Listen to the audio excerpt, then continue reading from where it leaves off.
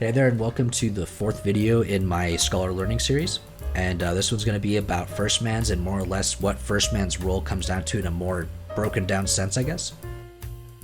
Initially, I just labeled first man as a person that pressure plays the ball. And so in this play, I want to start off that, for context here, that Squishy just made a challenge and tried to shoot or play the ball down midfield as Sypical's coming in to force this or whatever's happening. And so he's landing as NRG's extension position right now. Justin was rotating out to third, so Garrett has to come in as a late second man from that same play overall. And now we're going to see this ball kind of break down in a way that's going to lead out into NRG's side of the field. And we're going to see how Garrett engages this as the new first man, while Justin's coming back to third and Squishy is extension. So the first thing I want to overall see here is Garrett's perspective of the play. And he sees that Sypical makes a touch on the backboard, and if this ball led out a little bit more to the sidewall or in front of Garrett here, you could imagine that he'd engage this ball directly and try to make that overall play on it, seeing that it would be a pretty free counterattack for him. But instead it gets chipped out in front where Arsenal is, and right here Garrett's going to go ahead and identify a couple of things. First thing he's going to identify, or at least that I think he would identify, is that Squishy is his extension, right? Squishy's recovering from the previous play, and so any dive right now would have to be very confident. He'd have to be very confident he can make this shot or get an opportunity here, because if Squishy's on recovery time, if he fails that play, it's going to leave Justin in a 1v2. Really important that he does that. The second thing is anyone else on the enemy team engaging this, right? Am I going to get beat? Am I going to get 50'd? If it's a free ball, it's a free ball. Extension or not, you should be able just to shoot that if it's a free ball. But in this case here, Arsenal is up for it. So he is going to go ahead and realize here, and that's why he's turning away to start this shadow overall, is that Arsenal has a free touch. And even if you were to jump up and try to 50 that, if that goes bad once again, Justin would be left in a 1v2. And that's not what we want to have in our team situations in general. If you want to, leave your teammate in a 1v2 and let them get scored on, that's on you. You run your strategy how you want to, but, for teams and players that want to be a little more reliable, maybe you don't want to leave your teammates in 1v2s. Maybe you want to try and get them a free ball somewhere, right? And so as we're overall pressuring this midfield at the start as first man, he sees that this ball is going to get hit by Arsenal, so he fakes it and starts the shadow to continue this pressure for a longer period of the field. And we can see overall now, if we go back to where Justin spawns, or I think he just got that one, yeah, so where he spawns against this boost, we're going to quickly identify that they're splitting this field into two quick zones. And this is going to help them overall engage one of the rotations we learned in the previous video, the third episode of this series, known as the 1-3 swap. And so when Garrett's pressuring this ball as one, he's trying to force Arsenal to hit this ball onto net for a shot so Justin can get a free save, an opportunity, or a free ball. And so basically with that one pressure, he's not diving or committing. He didn't jump towards this ball. He's just cutting off this zone right in front of Justin, right? He's cutting off the zone that is there for immediate pressure that Justin, would have to leave the defensive side to go get. And this is a bit of a close opportunity for this, right? It's a little bit tight, but as you get more trusting with your teams, you can find yourselves getting in more tight situations like this and still be comfortable. And so the main thing is that this play can basically go two ways. If it's successful in the way where Garrett's forcing it to Justin, Justin will get the solo play starting from here, or maybe an upfield pass to Squishy, as Squishy is our extension for this play. And with that idea, one would then rotate to three. As three rotates into one, we'd have that 1-3 swap motion, as we learned in video 3. And then on the other side of this, like we learned in video 2, if the ball goes on the short side here and it doesn't make it to Justin while he's overall covering this net with his line, and it falls to the short side, then Garrett can just turn in from that starting position of a late 2 coming back around into 1. And since Squishy was the one that fell into extension, Justin's just going to be 3 as he holds 3, and that's just a best case scenario rotation. And so as Garrett takes this next ball, that's what we're basically going to be identifying here as the play was successful in its own way into a best case scenario. And so Garrett here ends up taking this next touch as Arsenal had ran out of juice for this last hit. So Garrett gets this first touch here, and now we're going to be seeing what he identifies as his play choice here. And there's really a couple of things that he could do, technically speaking. Obviously, one clear answer that would be the most reliable or the easiest to overall accomplish in RLCS in the heat of the moment. But the big thing that I really want to point out for a lot of these plays is that the choice is up to Garrett. If Garrett wants to pass this to Squishy, as a lot of you might be already expecting, which would be correct, the pass is very powerful. It's very easy to do, very reliable. You could definitely pass that around Arsenal, so Arsenal can't dunk this. And it'd be a very simple and easy shot to do. In the same way, though, If Garrett felt it was more important or was more reliable or better for him on the pressure side of things to chip this over Arsenal, and then follow it up by himself as Squishy repositioned as second man, maybe to go midfield for him or a pass, or to stay outside for an available pass around Reynolds, or maybe to allow Squishy to go demo Reynolds instead, anything's really possible with this, it's up to the team, then he would have the freedom to make that choice. That is up to him. He has that full power and capability here as first man. Obviously, if Arsenal magically dunks him or Reynolds shows up and cuts and reads his play really well and they gets dunked, that was a bad play on Garrett. Garrett made a bad choice there, right? And that's something where it comes down to, it's like he has the power to do that, and as much as it's his freedom to make that choice and he's not in the wrong to do it, it can cost you games, and it would still be your fault to get scored on, even though you were exercising your power as first man, what you're allowed to do. In the same way, if he banged this back into the enemy corner, that might give him a little bit more time to recover and stuff. But Reynolds would end up getting a free possession in the enemy corner, and Squishy would have to do his best to make that get off of Reynolds, and you could still rotate around that in the same way that if he lets Reynolds shoot this, if he chips it behind Arsenal, and then Justin would still be there to save it, chances are they probably won't get scored on at this level of play, so the bad decisions don't come out as, apparent. But the big thing to say is the power is his, and so what he ends up doing here is passing to Squishy. And it's that being the simplest and one of the most reliable things to do.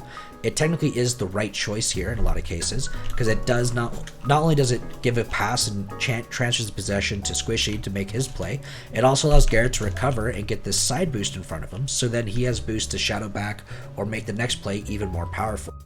And so now then that we're in this play, we're going to go and identify this play from Squishy's point of view. So now that Squishy's engaged in this ball, as it was passed up to him, he's engaging this as first man, he also has the choice here to make any play he so desires. If he chooses the opposite play of what his team is leading out for him, well, that's a chemistry issue, that's a team play issue, that's something that they should talk about in their strategy, talks as a team. But the big focus here is that really, he could, technically speaking, do anything. If he wanted to bang this down mid, where Sipical can just turn and get a free ball, it'd be a bad idea, but it would still be his right to choose that.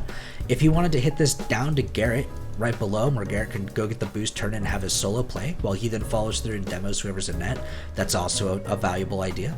In the same way that if he just wants to jump off and shoot this on net, that's also a very valuable idea. If he came up a little bit lower on the ball, maybe he could dribble this, maybe he could bang a little bit harder for a double tap, and all of these are just choices that he can make at the end of the day. They're all possible plays, and all of them have their own value in certain situations or certain merits, and when it comes down to it, it's really up to him what he chooses to do. Now, considering he has only 30 boost when he goes up this wall and receives the pass from Garrett, you can imagine that he's probably going to go for a simple shot on net. And that's what I assume he does here as well. Just didn't quite have the angle to put it directly on net, but instead put it backboard high over Reynolds and whatnot. It happens. Not everyone can be perfect every single day of the week. So when it comes down to it, Squishy just missed the shot. But in the same way, he was still there and available, and he made his best attempt at it. And that really is what first man turns into. Sometimes you're going to have failed touches. It's going to be a failed pass or it's going to be a failed shot. But that's part of the learning experience. That's part of you practicing and becoming a better player. Because since we're human, we can't just be robots that make 100% perfect decisions. And that's why we always try to give ourselves as much space as third man or have these shadow backs that we see Garrett doing a lot, especially. So then, now coming to this final play, Justin just spawned, realized that he's a little aggressive, so he repositions. And we'll talk a bit more about how Justin identifies this or other players identify these situations as third and extension before they go to their first man, but this video is focusing mostly on first man's choices and what they're capable of. So, now then, with Garrett forcing that ball for Sipical and Arsenal getting his first touch here, Justin in the third position is going to identify one quick thing so he knows he can push into first man, and that is that Arsenal threw away possession here. Arsenal made a really bad touch and it's flying away from his own possession, and Justin can easily get this for free because since the ball is flying towards him as third man, he is at advantage during this trade or this opportunity. So, while knowing that, he's going to jump up and make this touch, and with that said and done, he now has that same set of options that everyone else had, right? He can pass this to Garrett if Garrett maybe was a little bit more positioned for it. It could be really beneficial. He could double tap this off the backboard, hit a soft touch for a solo play, shoot it on net just immediately. He could drop the ball right below him for Squishy to take over if he wanted to, technically speaking, which I wouldn't really recommend because Squishy might be low boost and also rotating behind towards net and really far away from the play, so it might not be the best idea. In the same way, though, it really is just up to his choice. And in the same way that I was saying a second ago, what your team decides to do will be the best or really the correct decision. And so if Squishy had a fast third man that's cutting in, if he dropped it, Garrett could go for a demo while Squishy takes a free shot on net, basically, right? If that's what your team wanted to do, it could be very valid. It could be a very valid play, even though it might be very risky, right?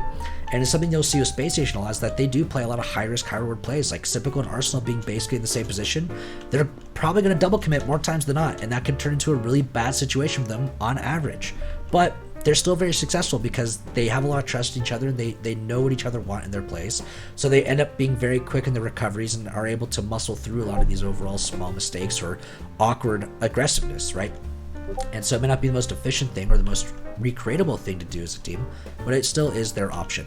And so as we come through the next play, we can see a lot of people trying to take shots as first man, creating pressure, making their play the best they can. But with those simple rotations into first man, we also want to talk about a little bit what Garrett does here to finish off this last little statement. Garrett here, as the extension when Squishy comes in as first and, you know, does his best to shoot that on net or makes a little bit of an awkward touch, Garrett gets a chip to the sidewall to continue that pressure as extension cutting back into one. And then as it bounces off, we'll see him turn back in to force Sypical. And that way he can create more pressure, but without a dive. Notice how he doesn't jump, flip, or overcommit to any of these balls when he knows he can't shoot it or he can't get guaranteed possession. So he turns in, makes that overall fake challenge, and starts to rotate out. Right, he creates that immediate pressure on Sypical to make him throw it away. That way Sypical throws away the ball to our third man, and we get that last 1-3 swap that we mentioned there at the beginning, where he turns in, does the fake challenge as one, and rotates immediately back up to third without committing, so he can skip the recovery time because he never dived. And then Squishy here can stay the extension, so if Justin pops through and gets that dunk, that'll turn into a play in the midfield. And with that said and done, that's really everything I wanted to talk about today with First Man. If there's any questions you want to leave in the comments and whatnot, or have me follow up in general, I can do another video more about First Mans or about certain plays if you guys really want to. Maybe more about identifying what play to do when you're in that first man position, more ways to really kind of pick out those ideas. But the biggest thing overall is that this game's built on a lot of experience and game sense, and so I do want to leave it a little bit open so that way you just give it a try. Just go ahead and do the first man to whatever idea you feel is necessary, and if it didn't work out, just mark that down. Didn't work out. Move on to the next one. You know, my solo play this time, I dropped the ball. Maybe I shouldn't do that next time. Maybe next time I should just pass it or shoot it, right? And then give it a pass next time. Oh, the pass, my teammate didn't show up for that. So maybe solo queue, I should be passing this to teammates that don't show up to my passes, right? Or maybe that shot wasn't powerful enough, or that solo play wasn't good enough, or whatever you really want to lay it down to. Maybe a double tap when they had a backboard defender wasn't a great idea, right? And it's going to come down to a lot of game sense, something you have to really kind of develop with a lot of experience. And there's little tricks you can do to like identify people's positionings and like things like that, but maybe in a future video, maybe not. Really kind of depends on if you guys feel like you want it or need it. But the big thing that I really wanted to get out is that it is up to you. And as long as you're identifying your engagement rights where you get these free balls or these opportunities and knowing what is a free ball versus what isn't, that's the biggest thing, because that's going to help you decide the majority of the plays as accurately as possible. And really just don't be afraid to fail, because failure is how you learn to become better, and that is part of the learning process. With that said and done, there will be more videos coming out, you know, as we continue down this process. Next video is probably going to be about extensions or third mans and how to identify those and how to be in those positions more effectively, so you can get more of these first man opportunities in general. And I hope you guys really learned something here today, and best of luck in your training. Bye bye. If you're looking for more information on Rocket League strategy, I will be making more videos on this learning series, so like and subscribe to get updates on these videos. Besides that, I do free coaching on Twitch, and if you'd like to partake in that, go ahead and join my Discord below, and check out my free analysis series here on YouTube. Thanks so much for watching, and I hope you have a good day.